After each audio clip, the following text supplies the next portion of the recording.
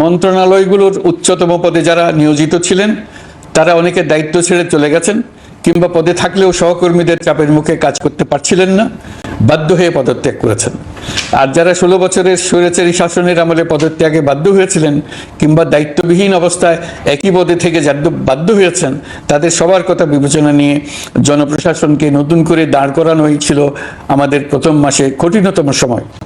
আবার সকল সমস্যার সমাধান করে একটি নতুন জনপ্রশাসন কাঠামো দাঁড় করাতে পেরেছি, এটাই আমাদের প্রথম মাসের সবচেয়ে বড় অর্জন।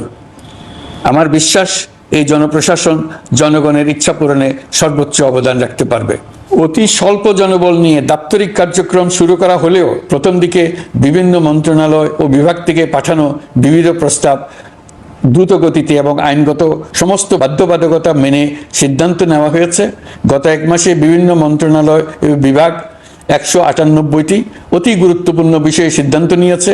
জনপ্রশাসনের 135 জন অতিরিক্ত সচিব, 227 জন যুগ্ম সচিব এবং 120 জন উপসচিবকে পদোন্নতি প্রদান করা হয়েছে। 59টি জেলার জেলা প্রশাসককে প্রত্যাহার করা হয়েছে এবং নতুন 59 জন জেলা প্রশাসককে নিয়োগ দেওয়া হয়েছে। 67 জন কর্মকর্তার চুক্তিভিত্তিক নিয়োগ বাতিল করা হয়েছে। 10 জন যুগ্ম সচিব, 8 জন অতিরিক্ত সচিব, 6 জন সচিবকে ওএসডি করা হয়েছে। বাংলাদেশ পুলিশের 80 জন ডিআইজি, 30 জন পুলিশ সুপার সহ 110 জনকে পদোন্নতি প্রদান করা হয়েছে। 1 জন ডিআইজি, 1 জন এডিশনাল ডিআইজি, 4 জন পুলিশ সুপারকে চাকরিতে পুনর্বহাল করা হয়েছে।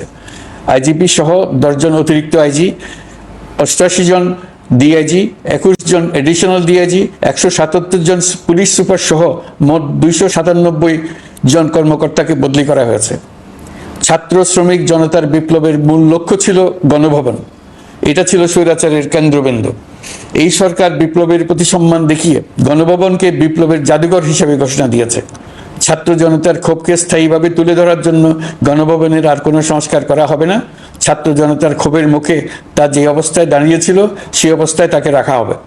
যেসব মূল্যবান সামগ্রী জনতা নিয়ে গিয়েছিল সেগুলো অনেক ফেরত দিয়ে গেছেন। যারা নিয়ে গিয়েছেন তারা নিজেরাই ফেরত দিয়ে গেছেন, তাদের আমরা দেশবাসীর পক্ষ থেকে ধন্যবাদ জানাচ্ছি। আরও কিছু জিনিস পাওয়া যায়নি, যারা নিয়ে গেছেন তাদের কাছে আমাদের অনুরোধ থাকবে তারা যেন এইসব সামগ্রী ফেরত দিয়ে যান। আমরা উল্লেখ করব এইসব বিক্ষুব্ধ জনতা নিয়ে গিয়েছিল, কিন্তু বিজয়ের পর তারা আবার জাদুঘরের প্রতি সম্মান দেখিয়ে এগুলো ফেরত দিয়ে গিয়েছেন। আমরা নতুন বাংলাদেশকে একটা পরিবেশ বান্ধব এবং জীববৈচিত্র্যময় দেশ হিসেবে গড়ে তোলার উদ্যোগ নিয়েছি। এটি তরুণদের আকাঙ্ক্ষা, আমাদের সবারই আকাঙ্ক্ষা। সেই লক্ষ্যে আমি প্রথমেই একটি ক্ষুদ্র পদক্ষেপ নিয়েছি। আমার বাসভবন এবং সমগ্র সচিবালয়ে প্লাস্টিকের পানির বোতল ব্যবহার নিষিদ্ধ করেছে। ইতিমধ্যে সুপার শপগুলোতে পলিথিনের শপিং ব্যাগ ব্যবহার বন্ধ করার উদ্যোগ নেওয়া হয়েছে। গত কয়েক দশকে যে পরিমাণ নদী দূষণ হয়েছে আমরা তা বন্ধ করার উদ্যোগ নিয়েছি। আমরা সংস্কার চাই। ধ্বংস হয়ে পড়া একটা জনপ্রশাসনকে নিয়ে যাত্রা শুরু করেছি।